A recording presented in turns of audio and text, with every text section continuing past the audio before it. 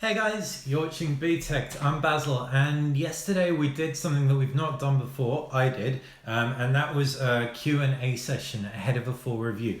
Now, if you watched it, I'm sorry. I was totally a little bit drunk. I don't drink a lot. After a work event, I came home and thought it would be a good idea because I had a really short amount of time to review the Huawei P10 Plus, and I wanted to get your feedback, figure out what you guys wanted to know about the phenomenal phone that is. And it's meant that I've been able to expedite the review process because I heard from you guys directly. It meant also that I could just chat to you, which is also fun. And yeah, it was cool. I enjoyed it. And I hope you enjoyed it too, even if I was a bit spaced out. So if you haven't already seen the P10 Plus review, check it out on the channel. It is there. But today it's not about the P10 Plus. It's not about flagships. It's about the Samsung Galaxy A5 2017 edition. Now the Galaxy A5 came in before Mobile World Congress, before I went out there. And so I feel like it's kind of been brushed under the carpet a bit. Haven't been able to devote time to reviewing it. I only threw a couple of Instagrams on it.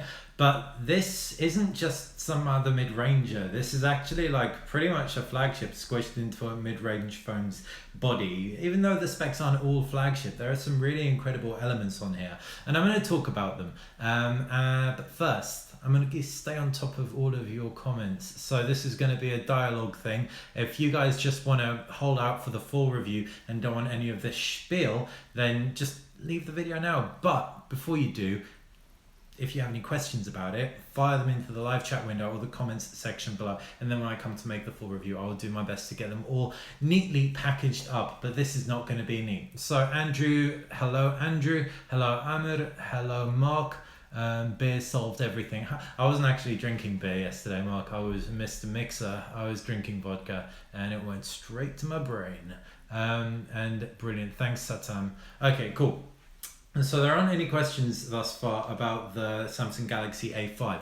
So I'm quickly going to talk around some of the key elements that really stand out for me. So for starters, you've got 5.2-inch AMOLED display. It's full HD resolution. This is kind of some Sony Xperia XZ kind of resolution and size. But you've got AMOLED technology. It's a really vibrant, punchy, poppy screen and it looks so good. You have a fair bit of bezel, but what you really notice, so as soon as you pick this phone up, this does not feel like a mid-ranger by any means. It's a little bit thicker than a lot of flagships, but it feels so well weighted, so solid. The metal frame is kind of flat and it kind of angles slightly up like the LG G6. And what that means is when you actually hold it, it feels really natural for your fingers to just sit around it. So it's not that easy to drop. I'd imagine if you had sweaty palms, it might be slippery, but the mere shape of it just makes it stand well. Oh, dude, chocolate, no need to be crude. Right, what's also impressive when you first use this, if you're a tech geek, you'll notice it's got a USB Type-C at the base. Again, something that mid-rangers don't tend to have. And there is also a headphone jack. Interestingly, on the right hand side there is the loudspeaker. What's cool about that is the fact that the loudspeaker being at the top when it's in landscape, it's not going to be covered up when you're gaming, and that is a huge godsend for me because I'm definitely one of the people who grumps the hardest about speakers at the bottom that are super easy to cover up. It is I think IP68, I'll check that now, water and dust resistant as well, which again you wouldn't find for a mid-ranger phone. IP68, yeah, so 1.5 meters for 30 minutes. So that it just makes me think this is not a mid-range phone. And do you know what? Then I looked at the price and realized it's not a mid-range phone. It's over £350, or it's 369 RRP. So you can get a OnePlus 3 for that kind of money. But there are many things actually that would make me want the Samsung Galaxy A5 2017 over a OnePlus 3. So I'm going to jump into all of that stuff. I'm going to check out your comments first. And before I do that, if you're not already subscribed to the channel, you want to stay on top of when I talk about all of these live stuffs, subscribe. You stay on top of it all and it makes my life better, because the more subscribers we have, the sooner we get awesome tech like this and the Mate 9 and the P10 and the P10 Plus, which I've had to return. Right, back to you guys. Okay, waterproof rating, IP68, speedy fingerprint sensor. Actually, I will say it's not the speediest fingerprint sensor, but it does work pretty reliably, as you can see. So tap, and it's quick, but one thing I did notice about the P10 and the P10 Plus is it's one of the fastest fingerprint sensors that I have ever used. So just to recap, put your finger on and it's super instantaneous. I guess because with the Samsung Galaxy A5, you've got a physical button that you have to press in order to fire that up. And you can see it's just that little bit more boop, boop, staggered. Honestly, is it worth £370 when a 3T is $399? All these companies are way off on price. HTC. Do you know what? I get what you're saying, James, massively, but this does have things that the OnePlus 3T doesn't have, like expandable storage, like that waterproofing, and the mere fact you're going to get a phone that looks and feels like this decent. It's kind of basically, if I had to kind of explain it, an S6 in S8 body. That sounds weird, but so the S7 doesn't even have a USB Type-C, so it's a future-proof S6. You've got same camera module, I think, to the Samsung Galaxy S6, and you've got waterproofing, which is going to be on the S8. So it's kind of like future Samsung and past Samsung squished into one, and also the processor's like a little bit lower than phones out now that are flagship price, but you're always going to have a balance. You're going to be sacrificing on something, and for people who don't need the most cutting edge processor, I'd say Samsung's played this one quite well, and the sacrifice is in the right places. Right, how old are you? Chocolate is asking. I'm 32. That's not about this phone. Keep it on focus, guys, on topic. Better to get this or a Samsung Galaxy S7. So if you care about the USB Type-C, then this all the way. But the Samsung Galaxy S7 is just fundamentally a better phone. It's got better design. It feels like a more elegant, more premium device, smaller bezels. Yeah, so Samsung Galaxy S7 every single time. But yeah, that shouldn't detract from the fact that in the price range, because you're not going to get a Samsung Galaxy S7 for this price, and if you are, then it's an obvious choice. But if you want, this is still relatively competitive. It's not going to throw value in your face like the OnePlus 3T, but the glass backing is like really nicely curved as well, so it feels really good ergonomic in the hand, and it like is just available in more fun colors too. You've got this baby blue one. It's available in a kind of peachy version. So I was hanging out with some of the Samsung PR ladies, and they were just obsessing over the peachy corally version. James Pierce, great answer, thank you. I aim to please. Yeah, the speaker position is super appropriate. I'm surprised more manufacturers haven't done this. Maybe it like adds thickness, it adds bulk, having the speaker chamber like up at the top, but because this is not a thin device, but it just makes so much sense. No way I hold this phone am I gonna cover this mono speaker. It's one of the first times I've seen a mono speaker on a phone and been like, I don't mind. So yeah, the two ways you make a mono speaker on a phone are go the Motorola way and front firing, or the Samsung way and side firing. Right, and that screen, obviously, it's full HD, it's AMOLED, and it's 5.2 inches, so it's going to be a little bit sharper than the OnePlus 3T. It's also going to be a little bit smaller. The OnePlus 3T may be just a little bit too big for some people. Here is a side-by-side, so you can see the OnePlus 3T is a bigger phone, and the OnePlus 3T feels more geeky as well. Like, its early adopters would definitely prefer the OnePlus 3T, but someone just walking into a shop, I'd say you could still pretty confidently pick up the Samsung Galaxy A5 based on the look and feel, and it feels accessible, and it feels also a good balance between feminine and masculine. It's kind of got the cold metal and the glass that make it feel like it's got some presence, but it's much softer, the angles and the colors, than the OnePlus 3T. Right, does it feel cheap? Hell no, it doesn't feel cheap at all, Maria. Oh, hey Maria, don't have too many ladies in here. Has it still got the Android Samsung clutter? Yeah, it does. Yeah, it's got TouchWiz, and like that's my Galaxy. But you've also got some cool stuff that I actually quite like. Like you've got Game Launcher on here, then you've got the game tools as well. So you can, if you do enjoy gaming like I do, you can record video of it, and you can have Do Not Disturb mode for gaming. So some of that Samsung clutter is actually okay, and a lot of it is actually uninstallable as well, which is really nice. So for example, if it isn't uninstallable, like S Health for example, you can just disable it, which is exactly what I have done here. Right, cancel that. How is the camera? The camera is good. It isn't a current today flagship, and also it's like a bit of a pet peeve of mine because Samsung software wise has disabled the manual controls. There's like this pro mode that isn't particularly pro. So like it's a 16 megapixel rear camera. It's got a really nice wide open f1.9 lens, I want to say. Let me just check that for you guys. Yeah, f1.9 lens, and it's a really decent camera.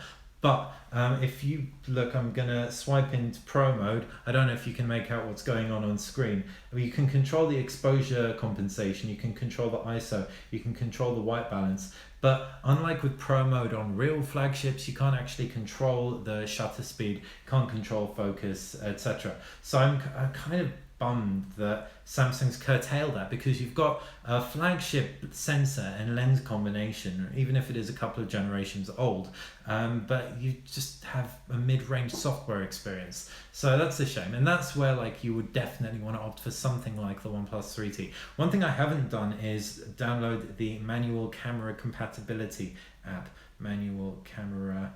And so I'll figure out now, while you're on the line, whether or not it is even compatible with manual camera modes. But while that is installing, which it is doing, I'm going to carry on reading your comments. Lenovo P2, better spec, better value, better phone, yes and no. USB Type-C, micro USB, so that's where the A5 wins out. Also waterproofing. Also, this has better design than the Lenovo P2. This just feels way more premium. The Lenovo P2 is way better value for money, way better battery life, but it is bulky. This thing still manages to be elegant. It really, so that's Ryan Darcy, by the way. You make a really good point, because I love the Lenovo P2, but if I had to pick a phone for my cousin and she was looking for something that was like a good balance of like power and elegance and wasn't too bulky, I'd still pick this over the Lenovo P2, also because she's clumsy as beep and she drops her phone in toilets and water a lot. So Lenovo P2 is good. This is good too. The one horrible thing about the Galaxy S7 is its fingerprint scanner is plastic, which is prone to scratch. You were so right. You were so right. My Galaxy S7 and S7 Edge always had like scratches on the fingerprint scanner, but do you know what? Like this doesn't protrude anywhere near as much. I don't know if it was intentional because of that reason. I'm guessing it probably was, because this was designed afterwards, but the fingerprint scanner is much more flush with the display. So it's got a kind of metal rim, and the metal rim is to illustrate that there is actually a fingerprint scanner there, because otherwise you might not even feel it. Right, manual camera has installed all the compatibility tests. Yes, it supports everything manual, so you can do manual focus, manual white balance, manual ISO, manual shutter speed, and raw support. So if you don't mind installing a third-party app, then you'll be laughing with this, because it'll take the same kinds of pictures as the Samsung Galaxy S6, and everyone who uses the Samsung Galaxy S6 knows it takes great pictures. Right, and let me just jump into your questions again.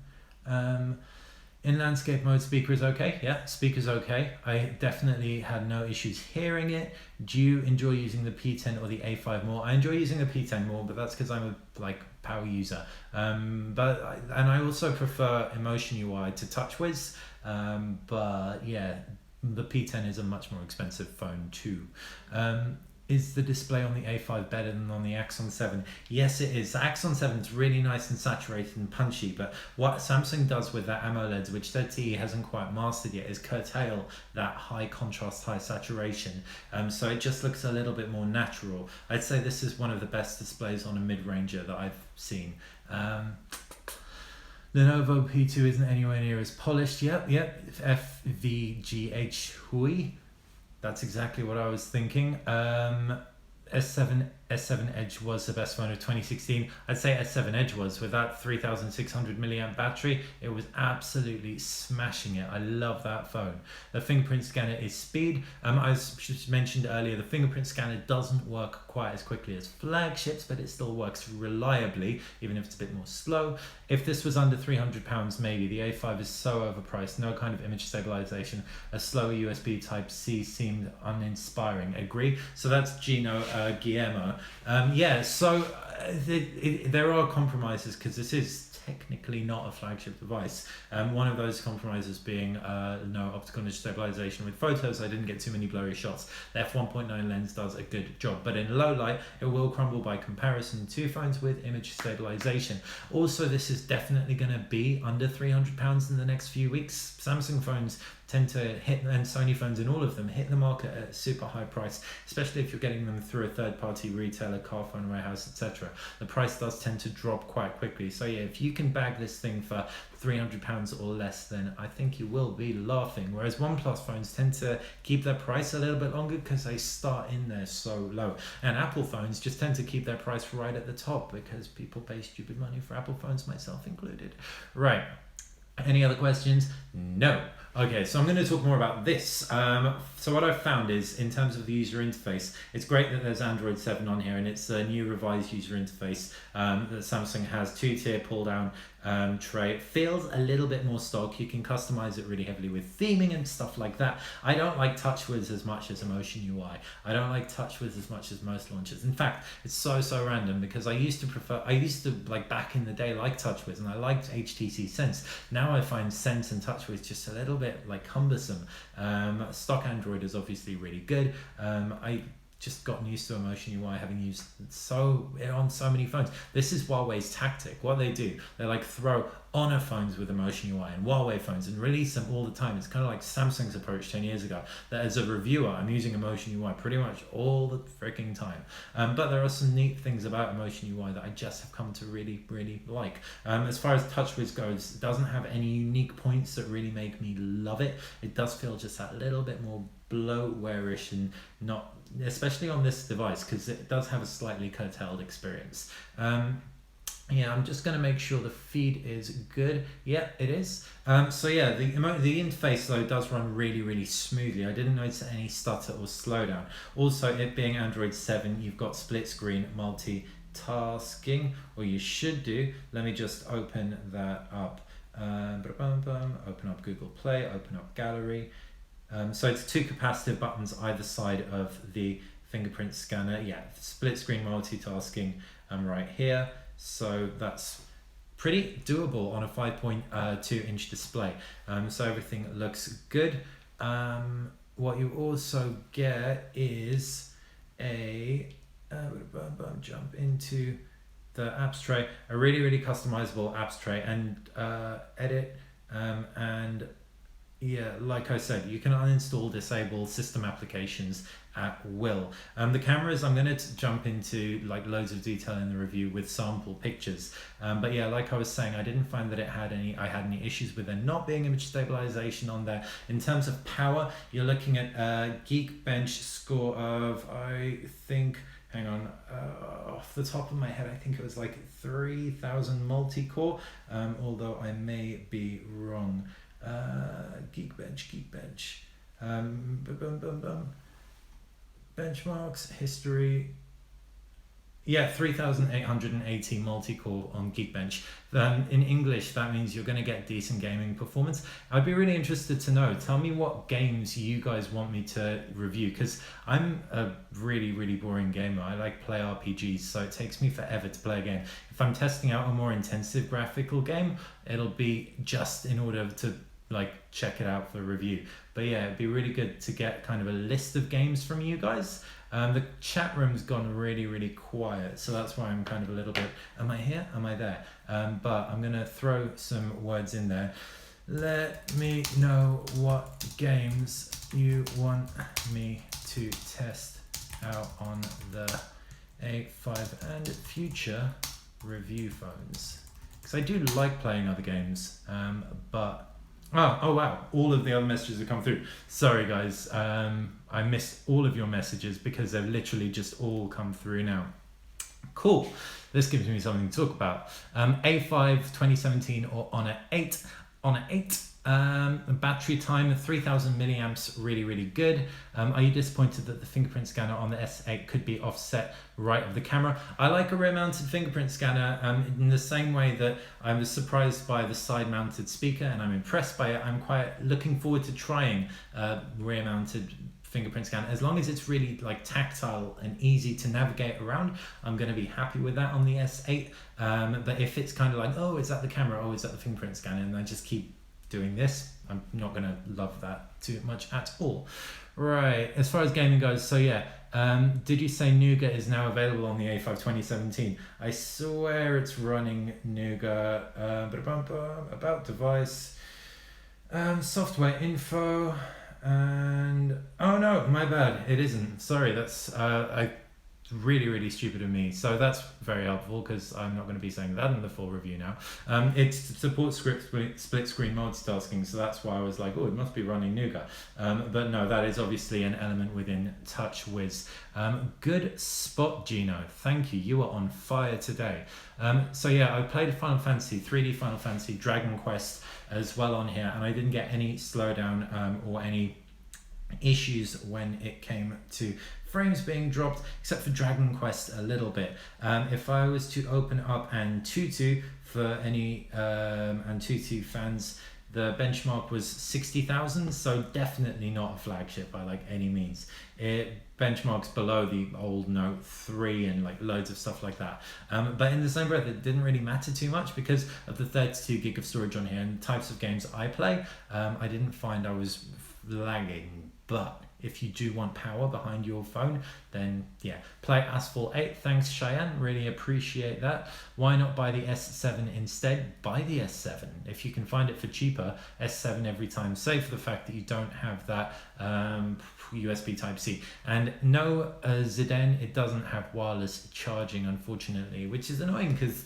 it's got a glass back, wouldn't have been too hard to do, and it's not exactly a skinny little thing, so they could have thrown wireless charging in there.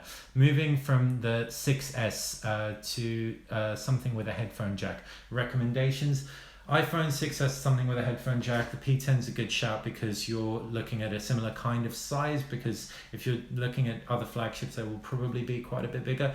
5.1 inches, the P10 feels quite good. Obviously, all of the MWC phones. Other phones that are really good at the moment in that kind of Honor 8, if you're looking to spend a little bit less and maybe save up for a future flagship, you can check out the Honor 6X. The Samsung Galaxy S7 is amazing as well. What else? I guess you could. I haven't really spent too much time with HTC Play, but yeah, I don't love that phone. I'm just not gonna lie. I'm trying to be like pick one from every manufacturer, but I just don't love the HTC U10, unfortunately. Sorry, U series, but I haven't reviewed them, so this is a very preliminary first impression reaction. Right, so yeah, Guillermo, yeah, it doesn't have Android 7, annoyingly, so apologies for that. How much screen on time? Haven't measured screen on time specifically, but had my SIM card in here, had WhatsApp going, had everything, and the 3000 milliamp battery, due to the processor's low demands, actually didn't like blitz it. It was well able to last a full day. Like everyone knows, I'm a pretty heavy power user. I was using the camera a lot. I was using it in Barcelona as well, using data. So to give you an idea of how the camera stacks up, yeah, I seriously like had no issues with this. Okay, I took some pictures. I took selfie. Like the beauty mode on this thing is like Huawei. Like look what it's done to my face. Like my skin is not that smooth. My eyes are not that big and white. But what you do get is a decent camera experience. So this is a really dark environment. I took a picture of a plate of nachos and it was really dark. I remember just being really impressed by that. And then so you've got tiles, again, loads of detail on there. I know this isn't translating probably because this is like a 480p stream or something, but I'm going to get these pictures up when I do my full review. What would you change about the A5 if you could? If I could change anything about this, I would thwack wireless charging on here because I have wireless charging pads dotted around my house. If I could change anything else, I would have beefed up the processor, I guess. But yeah, mainly wireless charging, because I think everything else about this thing is really, really good. It's got 32 gig onboard storage, which for a power user isn't going to be enough necessarily, but this isn't made for power users. It's also got that expandable storage as well. 4G on board, not the fastest 4G, but still 4G nice and fast, does the job. Review the usual suspects. Speaker, okay. How's the fingerprint scanner? So I mentioned the fingerprint scanner is a little bit slow, but it still works reliably. Can you do a review for the Xperia XZ? Yes, we did a live review for that, but yeah, we should probably do a revisit review. Since it got Nougat, it's just gotten so much better. But yeah, the XZS isn't coming to the UK, which is annoying because the XZS looks sick. It kind of completely, yeah. The XZ only had 3 gig of RAM, the XZS has that 4 gig of RAM. The XZ camera was kind of like, rah. The XZS camera is like, whoa. So yeah, but we'll get that in the XZ Premium. So Xiaomi phones. Annoyingly, I don't use many Xiaomi phones because they aren't freely available here in the UK. You have to special order them. I never had IP rated phones, but did you happen to have soap wash one? Like a soap washing? Okay, so no, I haven't.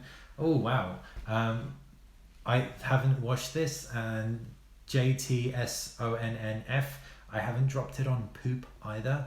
That's just like gutter talk. Pah. I hear the A series phones do not have Gorilla Glass and break easy when you drop them. I haven't dropped this, haven't broken it. I've taken like relatively good care of it. Let me check about the glass. It's Gorilla Glass 4 on the A5 2017. Now this is one of the big differences between the 2017 and the 2016 range. There's much more discrepancy between the A5 and the A3. The A5 5.2 inch screen, the A3 4.7 inch screen, full HD versus 720p. You have 16 megapixel rear camera and an 8 megapixel front camera versus a 13 megapixel rear camera on the A3, and I think it's 5 megapixel front camera. Let me check. Front camera, oh no, it's a 16 megapixel front camera, sorry, on the A3, and an 8 on the A5, and an 8 megapixel front camera on the A3. So there are just loads of discrepancies like that throughout the whole phone. They do both feel nice and premium. This has 3 gig of RAM, that has 2 gig of RAM. What really means the A3 is unusable for me personally is the fact this has 32 gig of storage, the A3 has 16 gigabytes of storage, which is a no-go for anyone who digs installing any applications on their phone that could like take up good space, like RPGs. Also, the batteries are really, really different.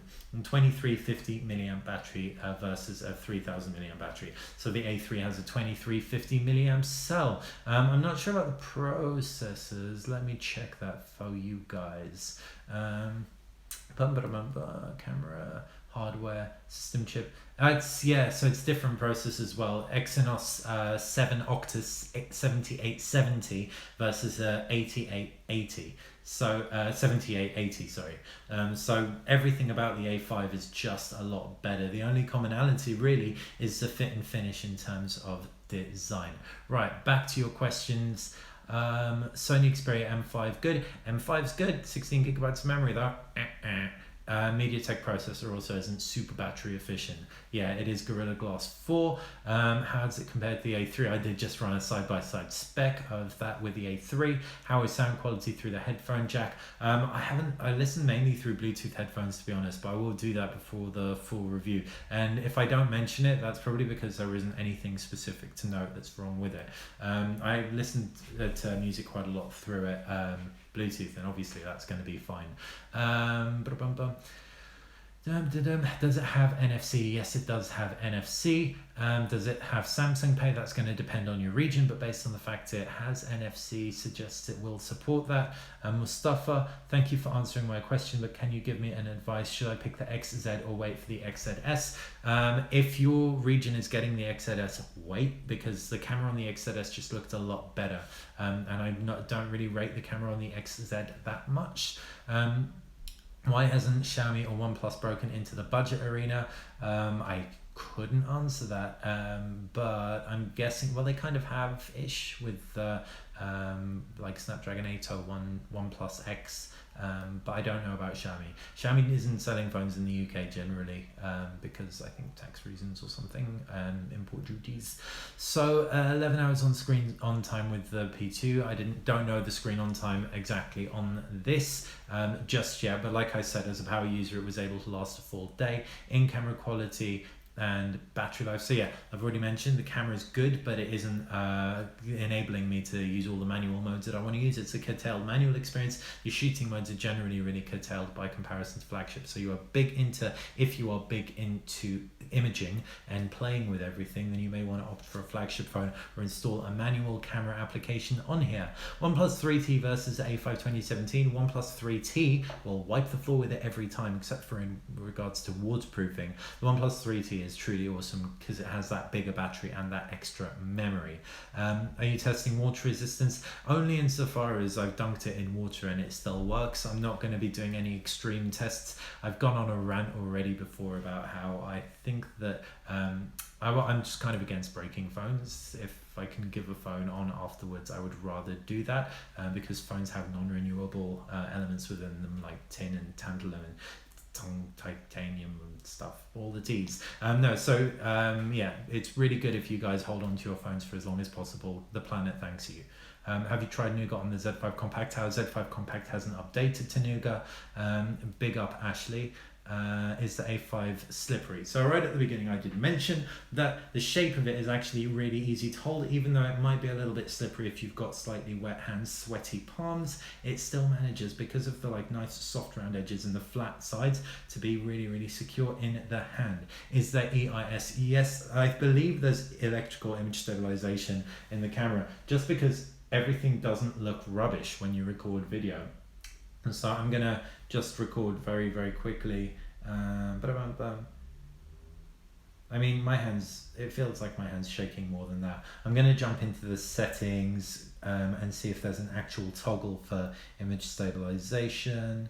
And it doesn't look like there is a toggle for image stabilization. Also, to clarify, the video goes up to full HD. This doesn't record 4K, so if you do like 4K, then that is another reason that you will opt for a flagship phone.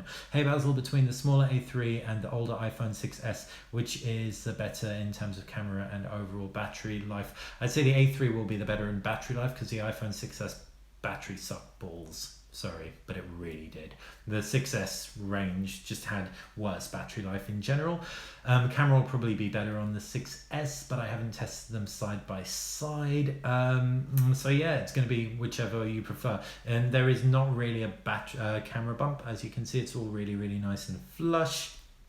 Is camera quality front and rear. So yeah, it's the same 16 megapixel front camera and rear camera as found on the OnePlus 3T, front camera 16 and rear 16. I have a OnePlus 3T. I'm gonna do a front camera off the cuff selfie comparison, and you should never ever do what I'm doing, which is rub your phone camera on your shirt, because that's just not going to get rid of dust, it just moves it. And you should also never compare images on the actual cameras themselves, but I'm going to do that for the sake of getting you this over now. Smile. Okay, so I'm opening up that picture, and the beauty mode was pretty much on full thwack, so I'm going to do that again, taking beauty mode off. I established with the P10 Plus review though that the OnePlus 3T front camera is sharp. It's like gonna cut you, it's so sharp, and what that means is that it's not that flattering. It's not bad, but you have to be really okay with your face if you're taking a selfie on the OnePlus 3T. Right, let's do that again. Open up the camera and take a picture. And yeah, still way even though they're both 16 megapixels, so much sharper on the OnePlus 3T. The OnePlus 3T nails it. The Samsung Galaxy A5 doesn't nail it quite so much. So it's just like night and day in terms of my forehead lines. I did that specifically to illustrate the point with those forehead lines.